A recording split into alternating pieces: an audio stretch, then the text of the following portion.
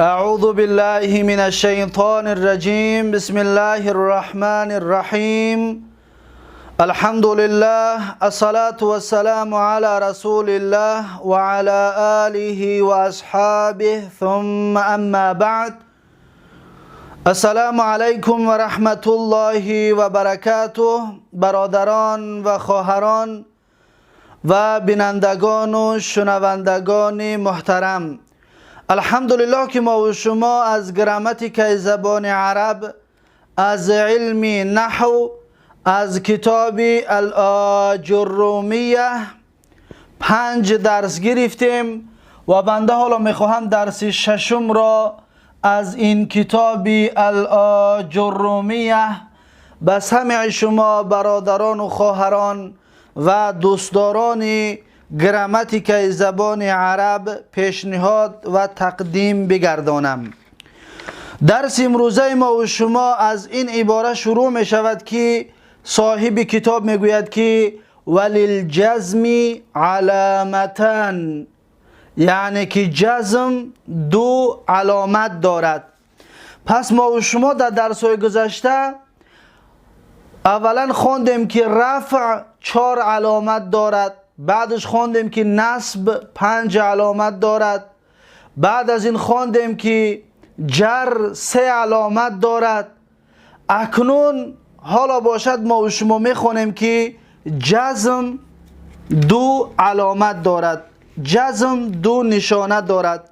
چطور در گذشته هم بیان کردیم که گفتیم جزم 2 علامت دارد، 2 علامت دارد، یک تاش اصلی است و یک تاش فرعی. جزم 2 علامت دارد، یکم علامتش علامت اصلی است و این فرعی جاینشین این اصلی می باشد. اکنون میگوید که وللجزم علامتان، جزم 2 علامت دارد، یکمش از سکون، این سکون اصلی هست. ببینید سکون یعنی سکون علامتی اصلی جزم می باشد.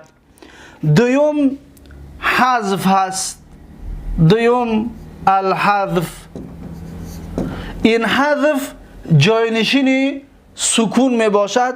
حالا در این درس بیان خواهیم کرد. صاحب کتاب میگه فاما السکون فيكون علامة للجزم في الفعل المضارع الصحيح الآخر، یعنی که سکون در یک جا علامت جزم می شده است. سکون در یک جا علامت جزم است. اون کجا است؟ میگه فی الفعل المضارع، در فعل مضارع. پس اینها همه فعل مضارع هستند. دقت بتید، اینها همه مثلا یذهبو، یخشا، یرمی، یدعو، همه اینها فعل مضارع هستند. میگه فی الفعل المضارعی. اما یک شرط دیگر میگذارد که از صحیح الاخری، میگه آخرش باید حرف صحیح باشد، یعنی حرفای علت نباشد. الف حرف علت در یخشا یا در یرمی حرف علت، واو در یدعو حرف علت، حرف علت نداشته باشد. پس فقط در فعل هایی که آخرین حرف اون فعل مضارع که آخرین حرفش حرف صحیح باشد، علامت جزمش سکون می باشد. علامت جزمش چی است؟ سکون هست.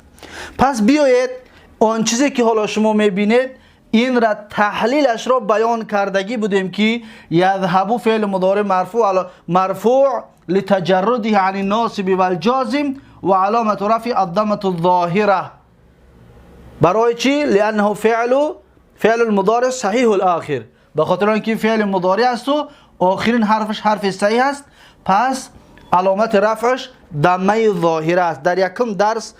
در یکم درسی که ما از مرفوعات که خوانده بودیم رفع 4 علامت دارد، در اونجا این مثال ها را بیان کرده بودیم.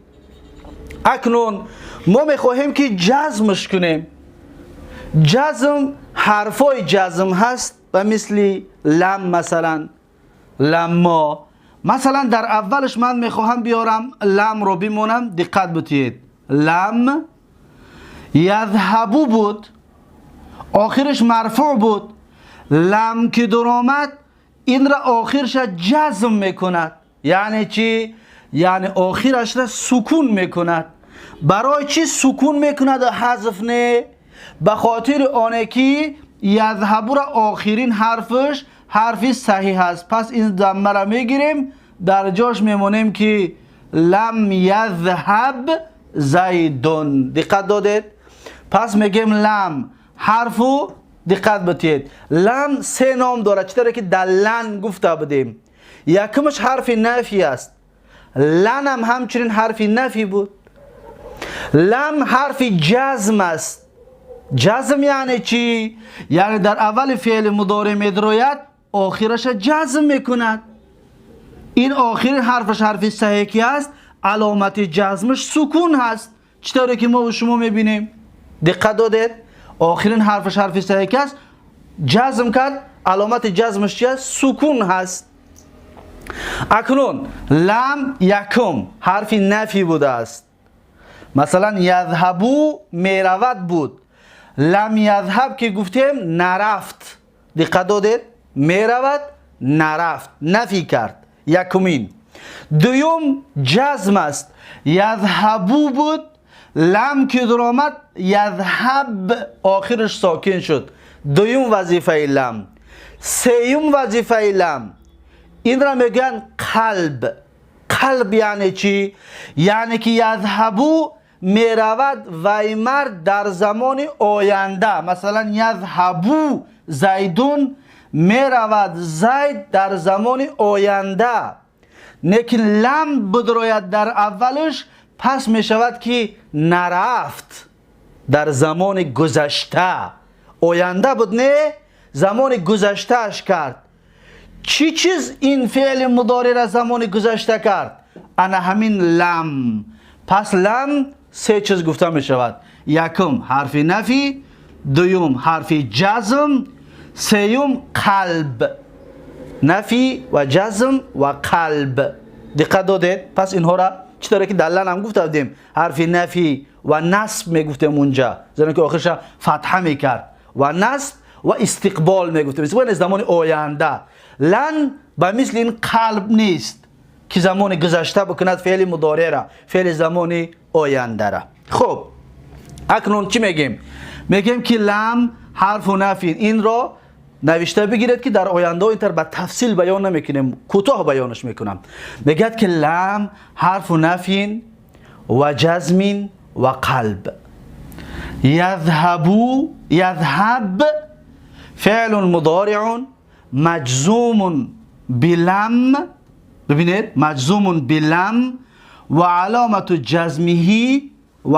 جزمه السکون. سکون ببینید، السکون. بعد علاوه کنید بگید که لانه فعل صحیح الاخری، زیرا که این فعل لانه فعل مضارع صحیح الاخری، زیرا که فعل مضارع است و آخرین حرفش حرف صحیح است، یعنی که حرفای علت نیست. پس این سکون فقط در فعل های آخرش صحیح باشد. مثلا یفتح لم یفتح، ح حرف صحیح است. مثلا یقتل لم یقتل، لام حرف صحیح است. ینصر لم ینصر، ر حرف صحیح است. الان اینطور مثال هایی که آخرین حرف همون فعل اگر الف یا واو نباشد، انا همینطور آخرش چیکار میکرده است؟ سکون میکرده است.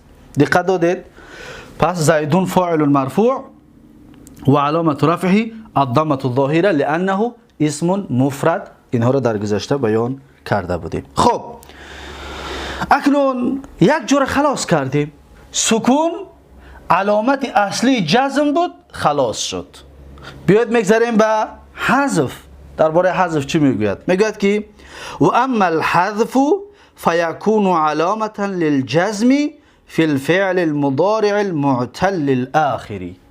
میگه اما حذف جاینشینی سکون می شود، یا حذف علامت جزم می شود در دو جا. دقت بتید، در دو جا. یکم و دوم. یکم فعلی که معتل الاخر هست. معتل الاخری. معتل الاخر دقت بتید.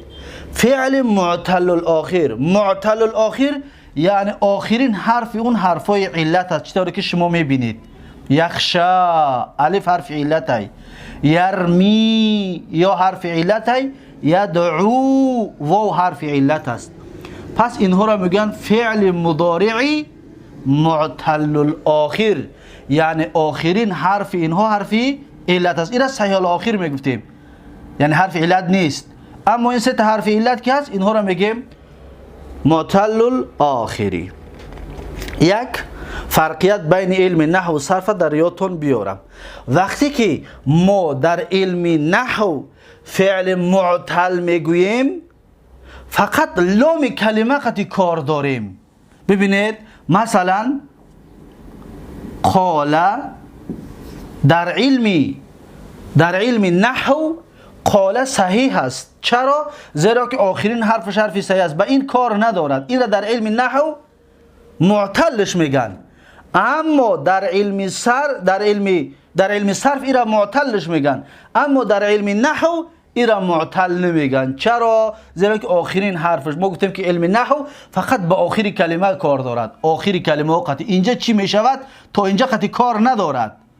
این اولاش قطعی کار ندارد، فقط به همین آخری کلمه کار دارد. از این حساب قال آخرینش حرف صحیح که است، این را میگن حرف چی؟ این را میگن فعل صحیح در نزد عالمای علم نحو. اما در صرف این را اجوف یا از قسم های معتلات میگیم که این حرف علت دارد. خب به هر صورت این یک فرقیت کمه. خب معتل الاخر باشد، پس علامت جزمش حذف میشده است، جاینشین از سکون. مانند چی؟ دقت بتید. ما میگوییم که یخشا زیدون، این را بیان کردیم، میترسد زید. یخشا فعل مضارع مرفوع لتجرده عن الناصب والجازم و علامت رفعه الضمة المقدره منع من ظهور التعذر. برای الف یگان حرکت قبول کرده نمیتواند. انا همین تعذر، ناامکان بودنی قبول کردن حرکت، پس حرکت رفع را تقدیری کرد، در زیرش کرد، اما در آشکار به مثل که یذهبو بود میدیدیم، در این دیده نمیشود. خب اینا در گذشته بیان کردیم. اکنون این در حالتی چی بود؟ حالت رفع. حالت نصبم در اینجا تقدیری بود. اکنون حالت جزم چی است؟ بیا لام رو بمونیم. لام دقت بتید. لام اکنون یخشا الف داشت، نه؟ لام که در آمد در اینجا حذف هست. حذف چی؟ حذف این الف. ببینید پس این طور می شود. لم یخشا آخرین حرف این حرف ش شد، الف از بین رفت. پس میگوییم که لم حرف نفی و جزم و قلب، همچه در بالا گفتیم همون چیزها. و یخشا بود، الف بود. یخشا الف از بین رفت. میگیم یخشا فعل مضارع مجزوم بلم و علامت جزمه حذف حرف العلت و هو الالف. یعنی چی؟ یعنی فعل مضارع است و مجزوم به لم هست. لم در آمد این را مجزوم کرد. چطوری که اینجا را مجزوم کرده بود، این فعل مضارع مجزوم کرد، لیکن علامت جزمش حذف نیابتا عن سکون هست. علامت جزمش حذف نیابتا عن سکون. حذف چی؟ حذف حرف علت، حرف الف حذف کرد. دقت دادید؟ و الفتحه، این فتحه که یخشده میبینید، دلیل علیها. این فتحه دلیل است که در اینجا یک الف بود، اما الف از بین رفت. دقت دادید؟ این فتحه دلیل است برای الیفی که بود و از بین به سبب این لم رفت. پس میگیم زید فاعل مرفوع علامت رفع الضمه الظاهره لانه اسم مفرد. با همین یخشه را بود کردیم. پس علامت جزمش چی بوده است؟ حذف نیابتا عن السکون. برای چی؟ لانه معتل الاخری، به خاطر اینکه آخرین حرفش حرف علت است. میگذاریم در دوم. یرمی زیدون. یرمی فعل مضارع مرفوع، فعل مضارع مرفوع لتجرده عن الناصب والجازم میگفتیم و علامت رفع الضمه المقدره منع من ظهورها. در اینجا چی میگم اکنون؟ الثقل وزمینی. در اینجا تعذر میگفتیم، در اینجا ثقل میشود وزمینی.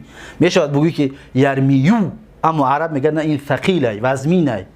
اما وزمین بودن عرب معینش میکنه، نه که من و تو که بگیم من میتونم بگم که یرمیو برای من وزمین نیست. این گپ گفتن نمیتونیم، زیرا که عرب معینش میکنه که وزمین هست یا نه. به هر صورت یرمی. پس ببینید آخرش چی دارد؟ حرف یا. اکنون من میخوام که لم رو بیارم جزمش کنم. ببینید جزم. پس لم رو در اول میارم، لم. دقت دادید؟ یرمی یا داشت، لم که در آمد این را جزم کرد، پس یا از بین رفت. پس میگیم که یرمی فعل مضارع مجزوم بلم و علامت جزمه حذف نیابتا عن السکون. دیدید؟ حذف. حذف چی؟ حذف یایی که در اینجا بود، یا را حذف کرد. چی حذفش کرد؟ انا همین لم در آمد و یا را از بین برد. و الکسرة ما قبلها دلیل علیها. کسره که پیش از یا اینجا یا بود، این میم کسره دارد، این کسره دلیل است که در اینجا یا حذف شده است. در اینجا فتحه دلیل بود که الف حذف شد، در اینجا این کسره دلیل است که اینجا یا حذف شده است. دقت دادید؟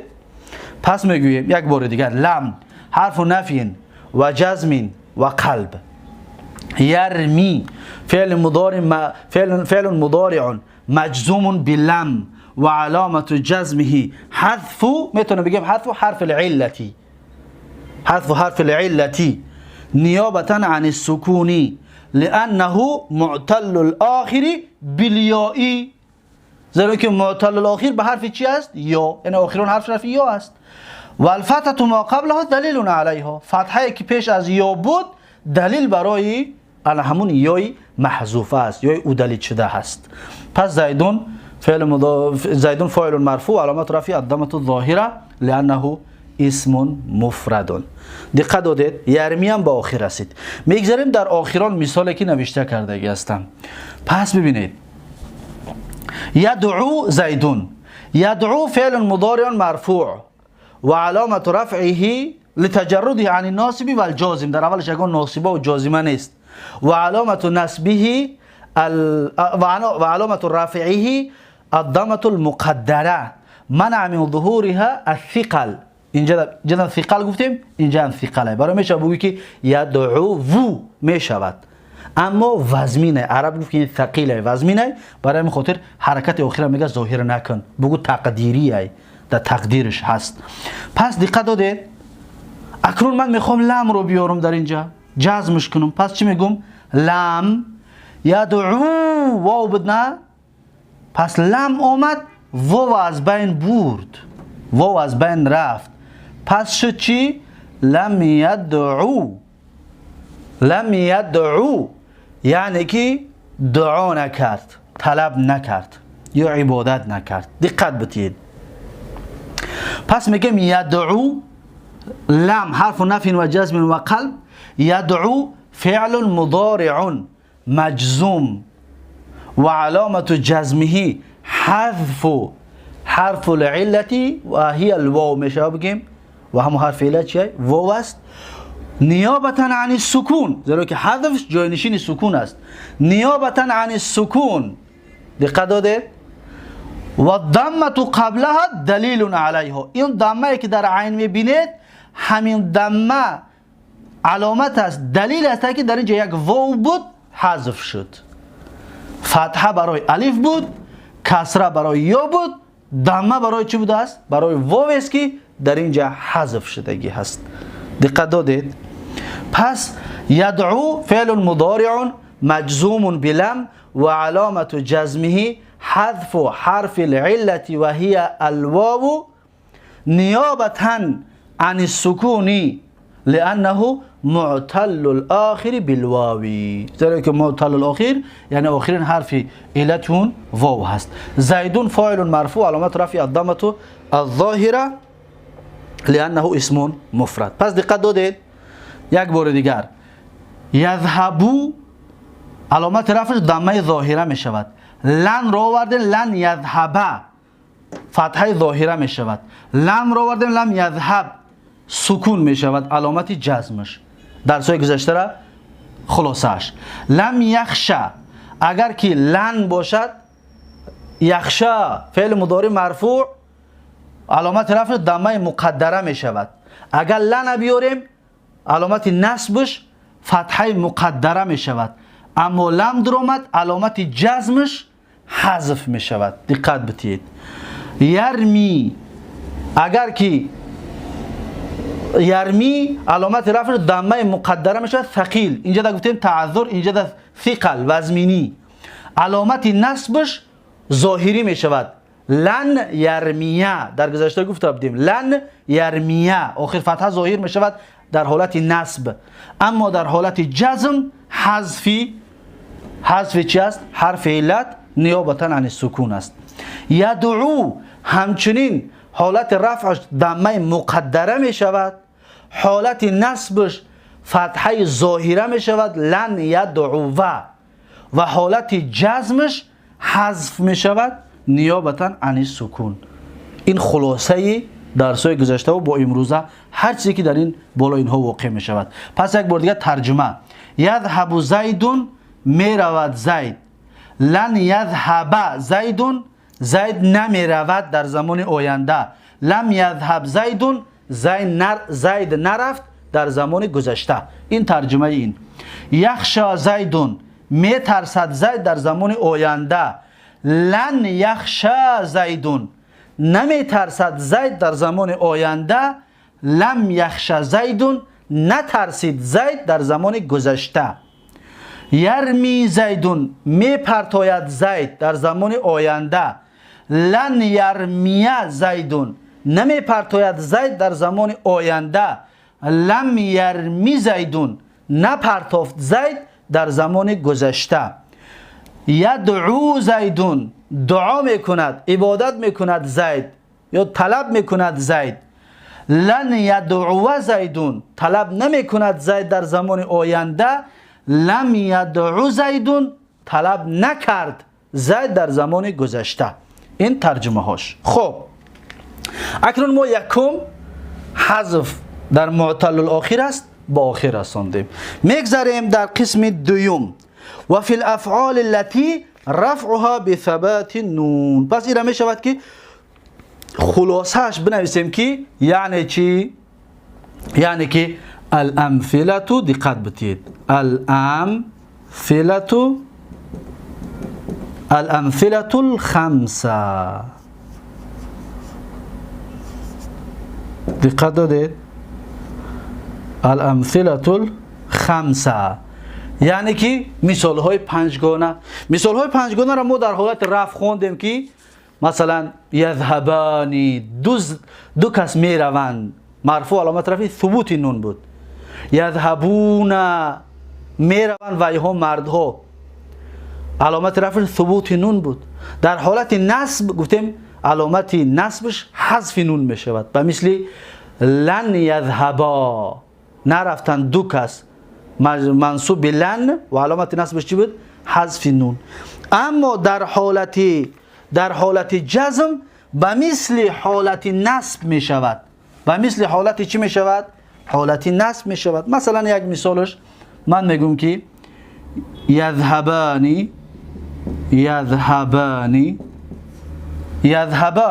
دو کس می روند. مثلا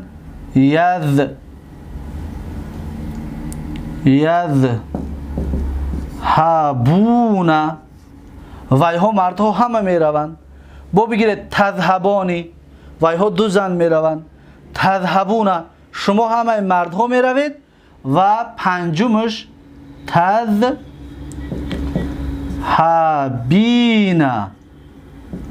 تذهبین. تو زن می روی. یذهبانی تذهبانی 2 تا شد.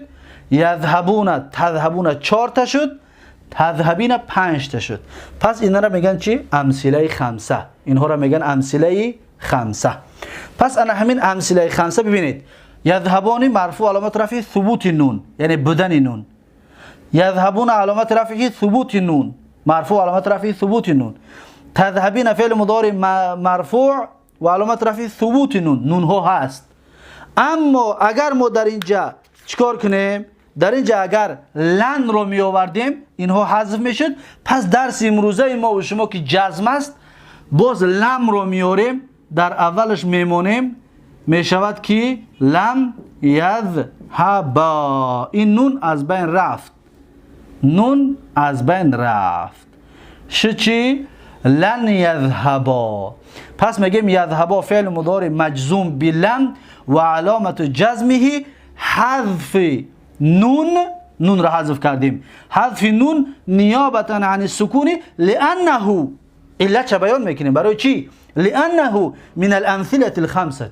به خاطر آنه که این یذهبا از امثله خمسه است. هر فعلی را که دو کسایی مذکر و مؤنث بیاری، انا همین طور حذف نون میشود. مثلا یفتحانی لم یفتحا، یاکلانی لم یاکلا.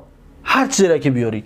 اکنون لم در جمعش لم یذهبو، نون چیکار میکند؟ ای بین میرود. پس نون ما از بین میبریم، در آخرش یک الف فارقه میاریم. برای چی؟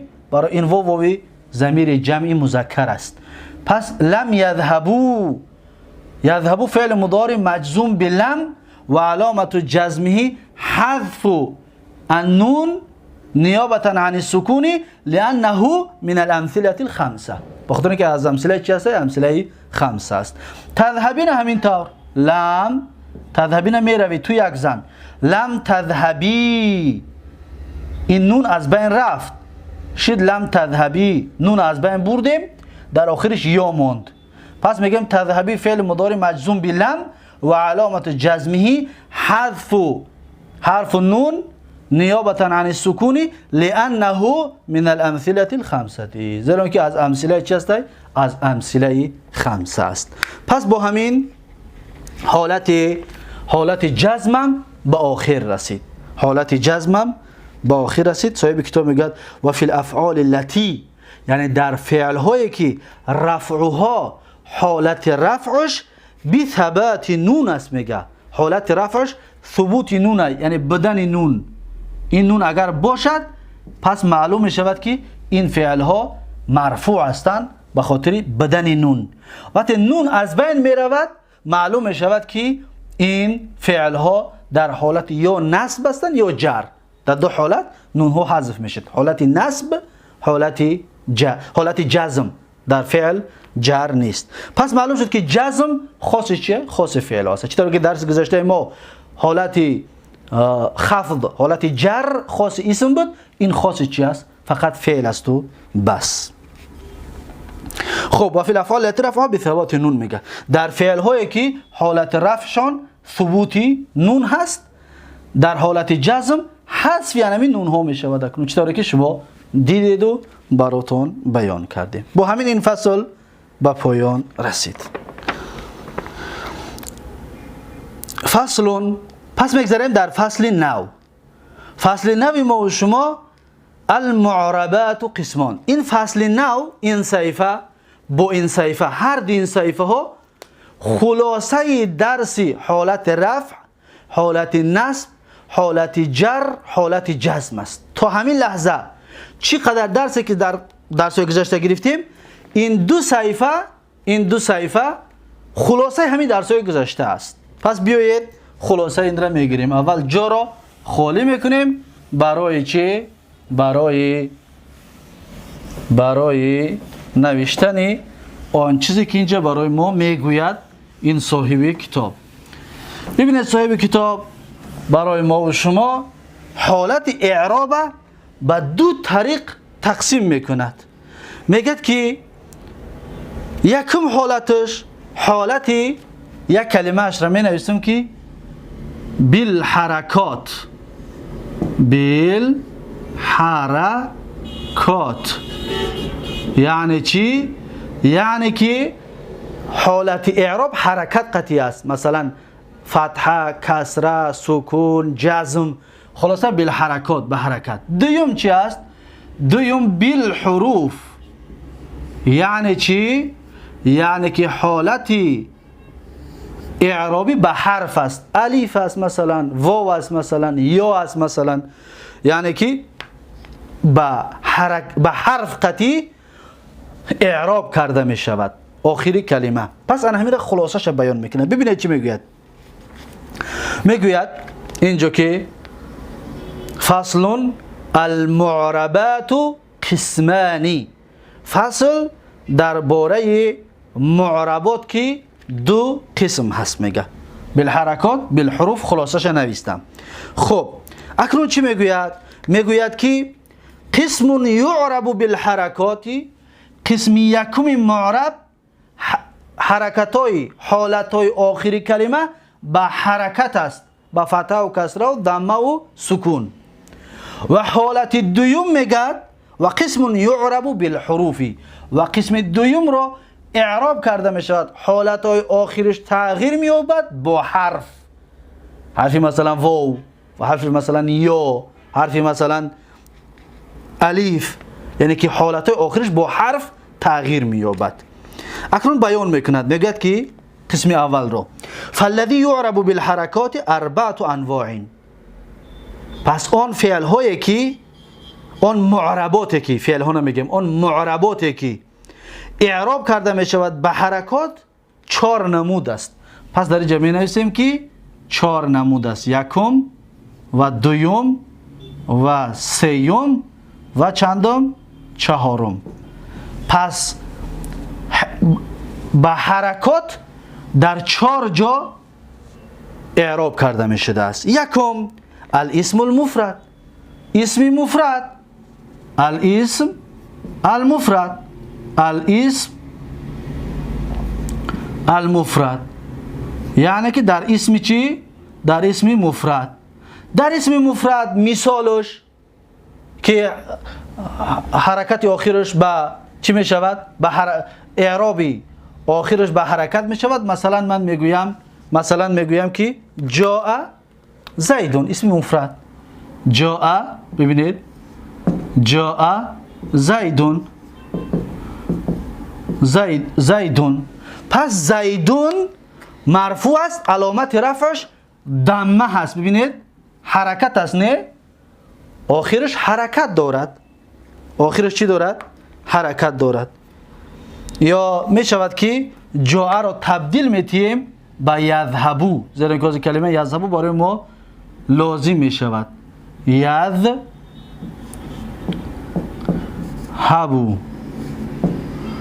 یذهبو زیدون. ببینید زیدون اسم مفرد که هست، حالت اعرابیش به حرکت است، یعنی به ضمه هست. ببینید حرکت قطعی است. یکم. و دوم جمع تکسیر، دوم جمع تکسیر است. جمع تکسیر همچنین دوم حالتش چی است؟ جمع تکسیر. جمع تکسیر، جمع تکسیر هم حالت اعرابیش به حرکت می شود. حالت اعرابیش، حالا ما فقط حالت رفع آوردیم، مثلا حالت نصب هم حالت جر هم به چی است؟ به حرکت است. فقط یک مثالی میزنیم برای فهمیدن. خب جمع تکسیر مانند چی؟ مانندی که من مثلا میگویم که لن یذهب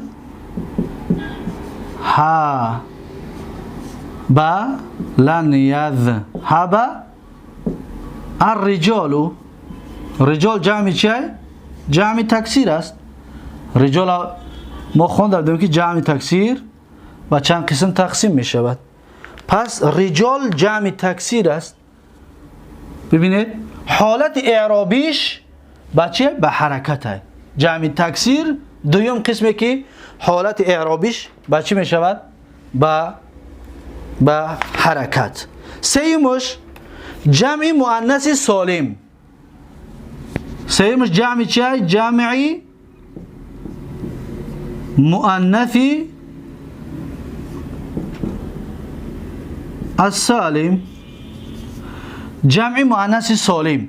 جمع مؤنث سالم حالت اعرابش همچنین با چی است؟ با حرکت است. مانند چی؟ مانند لم تذهب، لم تذهب، لم تذهب، لم تذهب المسلمات مسلمات. دقت دادید؟ مسلمات جمع مؤنث سالم است. حالت اعرابیش را ببینید که با چی شد؟ با حرکت شد. لم تذهب المسلمات. مسلمات فاعل مرفوع علامت رفعش چیه؟ ضمه. حالت اعرابی با چی شد؟ با حرکت شد. دقت دادید؟ این سیوم. و آخرین فعل المضارع الذي لم يتصل بآخره شيء. فعل مضارعی که در آخرش یگان چیز نچسبیده است. پس می نویسیم فعل المضارع، فعل المضارع الذي لم يتصل بآخره شيء. ایرا شما خودتون علاوه کنید. یعنی فعل مضارعی که در آخرش یگان چیز پیوست نشده است. در یادتون باشه ما درس گذشته گفتیم در آخر فعل مضارع 5 چیز پیوست می شود. الف مثنی، واو جماعت، واو جماعت و یا مخاطبه، نون توکید خفیفه یا ثقیله و نون ضمیر جمعی مؤنث. چند تا شد؟ 5 تا. همین 5 چیز در آخر فعل مضارع پیوست می شود. همین 5 چیز اگر پیوست شدگی نباشد حالت اعرابی به چی می شده است؟ به حرکات. اینا در دفتراتون شاید پیشکی نوشتگی باشد، اگر ننویسید پس بنویسینش. همین 5 چیز پیوست شدگی نباشد حالت اعرابی به چی می شده است؟ به حرکات. پس از 14 صیغه فعل مضارع در 5 جا حرکت آخرش به اعرابی در فعل صحیح آخر باشد اعرابش به چی می شود؟ به حرکت می شود. در جمع در مفرد غایب مثلا غایب مذکر یذهبو می رود وای مرد، یا تذهبو می رود وای زن دو جا شد. تذهبو می رود تو زن، تذهبو می رود تو مرد 3 جا شد. اذهبو می روم من، نذهبو می رویم ما. این 5 جا حالت اعراب آخر کلمه با چی می شود؟ به حرکات می شود. و در 7 جای دیگر به حروف می شود و در 2 جای دیگر مبنی است که در قسم معربات اصلا نمی دراید. اکنون فهمو شد. یک مثال برای فعل مضارع سهل آخر نوشته بکنیم. سهل آخر یا می شود یذهبو فعل مضارع سهل آخره. دقت بتید آخرش چی شد؟ ضمه شد. پس هر 3 مثال در اینجا نوشتهش کنید می شود. ببینید حالت رفعش ضمه شد به حرکت، حالت نصبش فتحه شد به حرکت، حالت جزمش به سکون شد به حرکت. دقت داده؟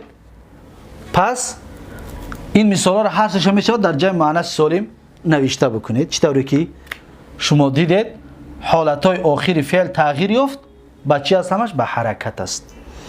اکنون میگوید و کلها ترفع بالضمه. هر 4 اینها مرفوع میشوند، علامت رفعشون ضمه میشود. ببینید یذهب زیدون اسم مفرد زیدون علامت رفعش چیه؟ ضمه.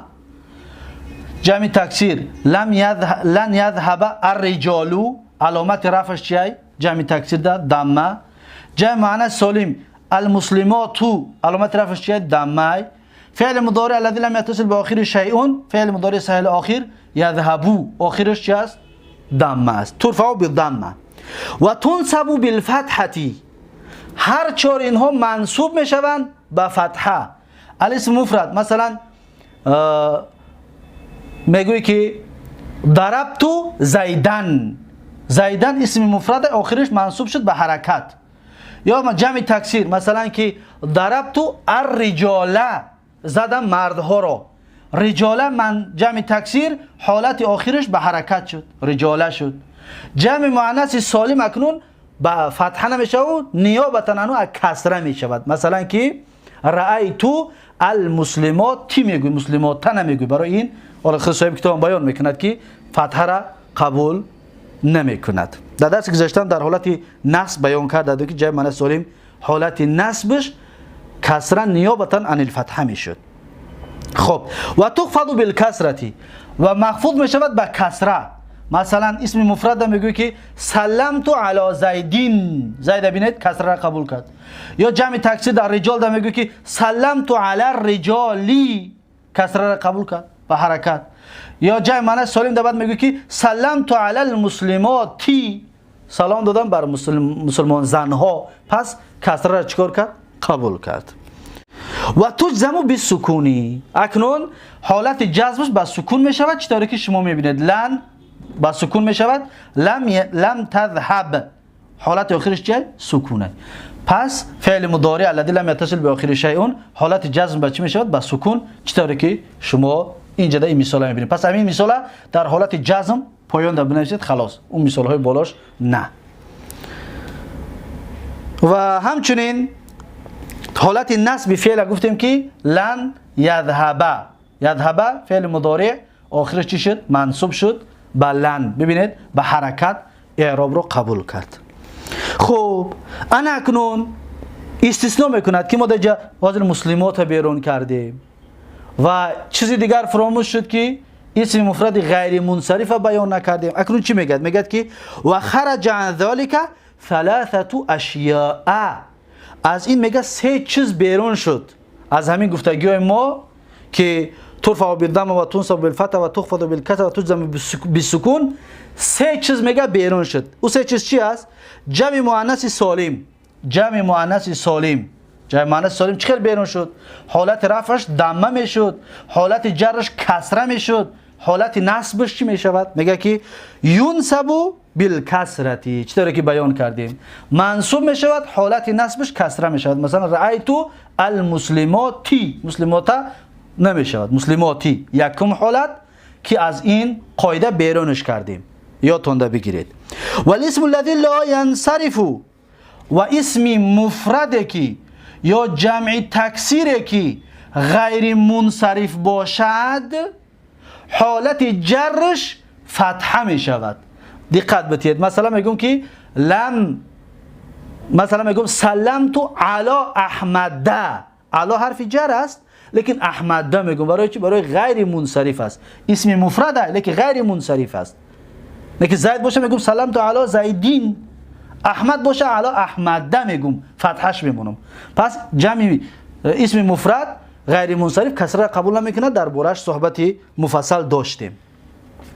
جمع تکسیری که غیر منصرف باشد، غیر منصرف مانند چی؟ مانند مثلا مررتو بمساجد، مساجد جمع تکسیر است اما این چرا قبول نمیکنه؟ کسره را قبول نمیکنه، برای غیر منصرف است. پس میگیم بمساجد، بالمساجد حالت جرش چی میشده است؟ فتحه میشده. دویم حالت، یکمش جمع مؤنث سالم حالت نصبش کسره میشود. اسم غیر منصرف چی مفرد باشد چی جمع تکسیر حالت جرش فتحه میشده است، برعکس مسلمات. خب سوم حالت و الفعل المضارع المعتل الاخر یجزم بحذف آخری. فعل مضارع که معتل الاخر باشد نوشته بودیم که یخشا، لم یخشا الف حذف شد، یا یرمی لم یرمی یا حذف شد، یدعو لم یدعو واو حذف شد. همون را میگوید که فعل المضارع المعتل الاخر مجزوم میشود، علامت جزمش حذف حرف علتی که در آخرش است همون میباشد. چطوری که در اول همین سبت در حالت جزم گفتیم دو علامت دارد، بیانش کردیم. پس حالت حرکات به همین خلاص شد. دقت دادید؟ به همین حالت حرکت خلاص. پس ما حالتایی که به حرکت اعراب کرده میشه درس‌های گذشته را حالت رفع، حالت نصب، حالت جر، حالت جزم همش بیان کردیم. میگذاریم در قسم دوم والذی یعرب بالحروف و آن فعل هایی که اعراب و آن فعل نه و آن کلمه هایی که کلمه های معرب چی اسم باشد چی فعل و آن کلمه هایی که اعراب کرده می شود با حرف همچنین چند تا است؟ 4 تا است. اینم 4 تا بود، اینم 4 تا است. یکم دقت بتید، دوم و سیوم و چهارم. به حروف هم 4 تا است. چطوری که به حرکات 4 تا بود به حروف هم 4 تا است. اکنون نامشون چی است؟ میگوید که التثنیه یکمش تثنیه است. التثنیه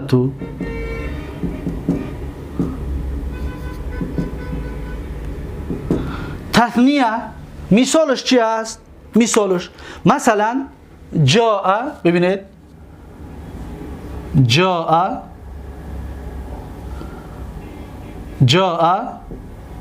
چی میگیم؟ مثلا زید، دو زید باشه چی میگیم؟ از زیدان،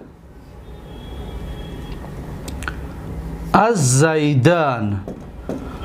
جاء فعل از زیدان فاعل است، علامت رفعش چی است؟ الف است. با حروف اعراب کرده می شود با حروف. اینجا به حرکت بود، دیدید حرف اضافه نکردیم، اما اینجا در حالت رفعش چی است؟ الف است. دقت بدید. تثنیه حالت رفعش به الف می شود.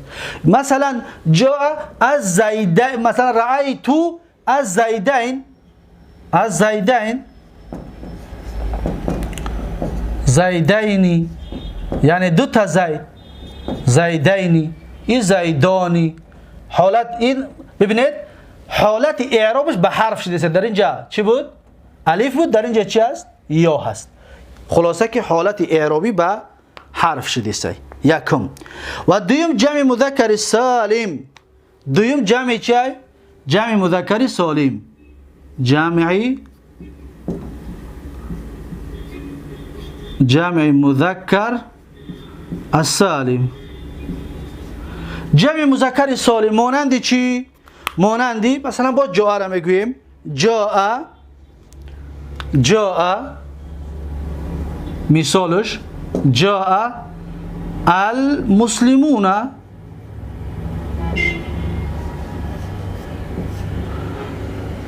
یا حالت نصب و جرش چی میشود؟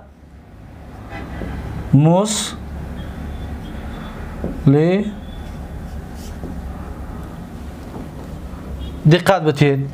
این اعرابش با چی شده است؟ به حرف. حالت رفعش با واو، چطوری که میبینید حالت نصب و جرش با یا. ببینید اعرابش حرکتاش با چی شده است؟ به حرف. این دوم جا. و سوم کلمه هایی که معرباتی که حالتهای اعرابش با حرف می شود میگوید اسماء الخمسه، اسم های خمسه. الاسماء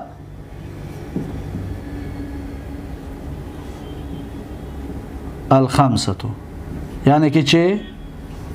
اسم های پنجگانه. مانندی چی؟ مانندی یک مثالش مثلا مانندی جاء ابوک.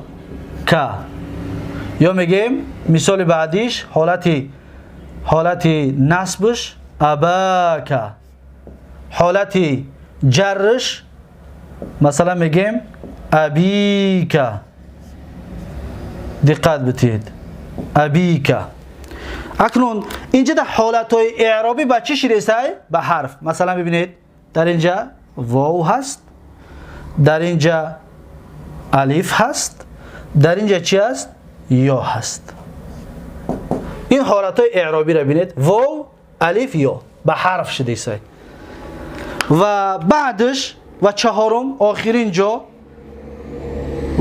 جا و افعال خمسه. ما گفتیم امثله خمسه. الامثله تو ببینید الأمثلة الخمسة. امثله خمسه. امثله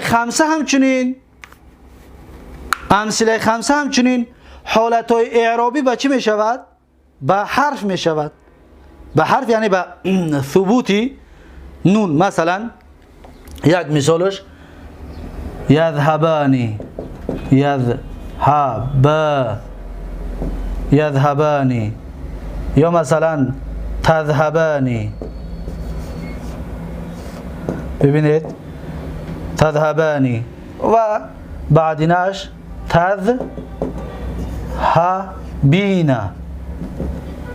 تذهبین. اینها حالتهای اعرابیشون به چی شده؟ به حرف. یعنی در یذهبانی این چیه؟ نون هست. دقت بتید اینجا در نون هست حالت اعرابش به حرف. در تذهبانی همچنین، یا اینجا تذهبون را بنویسیم حالت رفعش به چه؟ به نون. تذهبین ده همچنین حالت رفعش به چه؟ به نون. دقت دادید حالت رفعش به نون هست. مثلا یذهبون.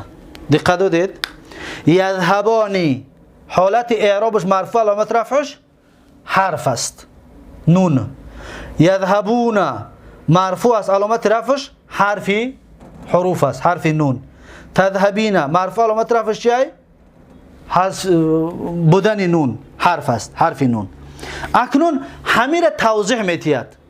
همین چی گپایی که حالا گفتیم 4 چیز، تثنیه، جمع مذکر سالم، اسماء خمسه، امثله خمسه، همین را بیان میکند. میگوید که فاما التثنیه، اما تثنیه فترفع بالالف، مرفوع میشود علامت رفعش چی میشود؟ الف. مرفوع علامت رفعش چی میشود؟ الف. مانند چی؟ مانند جاء زیدانی. زیدانی مرفوع علامت رفعه الالف لانه مثنى. ببینید حالت اعرابی با چی شد؟ به حرف شد. یکم و تنصب و تخفض بالیاء، و حالت خفض و حالت نصبش به یا هست. زیدینی، دو زید، زیدینی. مثلا میگویی که رأیت الزیدینی، دیدم دو زید رو، منصوب علامت نصبی الیا. ببینید به حرف شد، حروف. و یا که میگویی سلمت علی الزیدینی، سلام دادم بر دو زید. زیدین مجرور، علی حرف جر، زیدین مجرور، علامت جرش چیه؟ یا، لانه مثنى، به خاطر اینکه مثنى است. حالت رفعش به الف بوده، حالت نصب جرش به چی؟ به یا. دویمش جمع المذکر سالم. دویمش جمع چی؟ جمع مذکر سالم. ببین صاحب کتاب چی میگه؟ میگه و اما جمع المذکر سالم، اما جمع مذکر سالم فیرفع بالواو، پس مرفوع می شود. علامت رفعش چی است؟ واو هست. جمع مذکر سالم در حالت رفع واو است. مثلا جاء المسلمون، آمدن مسلمان ها. مسلمون فاعل مرفوع و علامت رفع الواو. اعرابی ما به حرف کردیم واو. علامت رفعش چی است؟ واو، لانه جمع مذکر سالم، به خاطر اینکه جمع مذکر چی است؟ سالم است. و میگوید که و ینصب و یخفض بالیاء، حالت نصب و حالت خفضش به یا می شود. مسلمین، دقت دادید؟ مثلا میگوید که رأیت المسلمین، یعنی دیدم مسلمان ها را. مسلمین مفعول به منصوب و علامت نصبش چی است؟ الیا، لانه جمع مذکر سالم. یا میگه سلمت علی المسلمین، یعنی سلام دادم بر مسلمان ها. پس مسلمین علی حرف جر، مسلمین اسم مجرور، علامت جرش چی است؟ یا است، به حرف. دیدید حالت رفعش به واو بوده است، حالت نصب و جرش به یا. چطوری که مثنی حالت رفعش به الف بود، حالت نصب و جرش به یا. جمع مذکر سالم حالت نصب و جرش به چی میشه؟ است به یا. خب سوم حالت اسماء خمسه، میگه که و اما الاسماء الخمسه، اما اسم های پنجگانه فترفع بالواو، حالت رفعش به واو می شود. مثلا جاء ابوک، آمد پدری تو. ابو فاعل مرفوع، علامت رفعش چیه؟ واو. دیدید علامت رفعش واو، یعنی به حرف. با حروف قطعی اعرابش کرده سیم. و تنصب بالالف حالت نصبش به الف می شود. مثلا میگویی رأیت اباک، دیدم پدر تو را. ابا مفعول به منصوب و علامت نصبش چی است؟ الالف، لانه من الاسماء الخمسه، اسم های پنجگانه که است علامت نصب به چی می شود؟ به الف.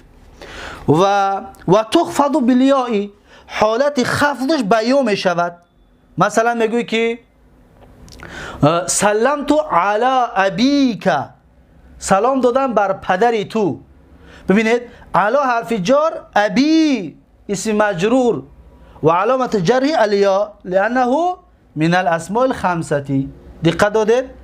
پس ما در درس‌های گذشته گفته بودیم که اسماء خمسه با 4 شرط عمل میکنند.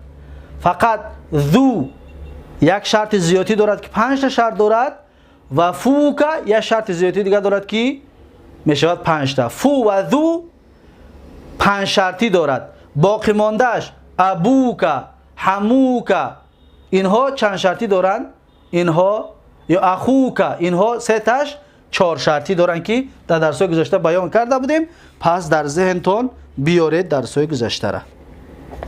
و سوم حالت هم به آخر رسید. حالت رفع به واو، حالت نصب به الف، حالت جر به یا. به حرف چی میشده است؟ اعراب میشده است. حرکت آخرش به حرف بوده است. خب اکنون تغییر یافتن حرکت، تغییر یافتن حالت آخری کلمه به چی بوده است؟ به حرف. حرکت آخرش نه بلکه چی میگیم؟ تغییر یافتن حالت آخری کلمه به حرف است. در این 4 چیز چطوری که شما میبینید. اما تغییر یافتن حالت کلمه در این 4 تا به چی بود؟ به حرکت. در این به حرف است. خب آخرین حالت و اما الافعال الخمسه، افعال خمسه بهتر بگیم امثله الخمسه، مثال های پنجگانه. مثال های پنجگانه چیکار میکند؟ میگه فترفع بنونی، فترفع بنون، پس مرفوع میشود به نون. دقت دادید؟ مرفوع میشود به نون. یذهبانی فعل مضارع مرفوع علامت رفعش چیه؟ ثبوت نون به حرکت. و یذهبون فعل مضارع مرفوع علامت رفع ثبوت نون. تذهبین میروید تو یک زن مرفوع علامت رفع ثبوت نون. در این صورت همش حالت رفعش به ثبوت نون بود. و تنصب و تجزم بحذفها میگه. حالت نصبی امثله خمسه به حذف کردن نون است. نون از بین میبریم. مثلا لن یذهبا میگیم، نون نمیگیم. یا لم یذهبا، نون حذف میشود. حالت نصب، حالت جر، نون حذف میشود. مثلا لن یذهبو، نون از بین رفت. لم یذهبو، نون از بین میرود. یا لم، مثلا لم یا لن، این دو حرف یکیش. لن یا چه؟ لم. لن یا لم. لن برای چه؟ حالتی نصب. لم حالت جزم. حالتی در این دو صورت نون از بین می رود. لم هم بدورد نون از بین می رود. چطوری که رفت؟ لم هم بدورد نون از بین می رود. حالت نصب و حالت جری امثله خمسه با حذف حرف بوده است. یعنی که نون حذف میکنی، علامتی آخری، حالت آخری کلمه می شده است.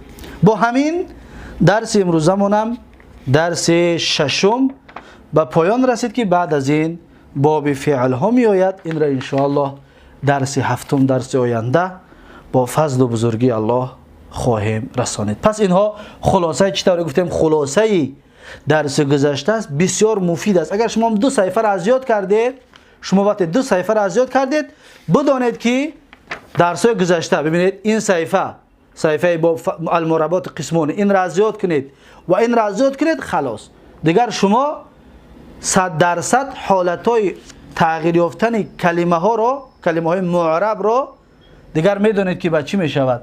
حرکت یا با حرف، با کدام می شود دیگر میدونید. اما اکنون این حرکت ها در کجا مرفوع می شود، در کجا منصوب می شود، در کجا مجرور می شود، در کجا این علامت رفع و الف می شود، در کجا یا می شود، این را در آینده میخونیم که ما میگیم که مرفوعات چند تا، در چند جا کلمه وقتی میاد مرفوع میشود، در چند جا منصوب میشود، در چند جا مجرور میشود و فعل مضارع در چند جا مجزوم میشود. با معربات آخرای کلمه تغییر میفته، کدام کلمه ها هستند و مبنیات آخرای کلمه تغییر نمیافتگی یا کدام کلمه ها هستند. اینها را در درس های آینده ان شاء الله خواهیم به تفصیل خواند. پس درس امروزه، درس هفتم رو در اینجا به پایان میرسانم و یک شما رو به الله تبارک و تعالی میسپارم. هر کجایی که باشید سلامت و سربلند و موفق باشید.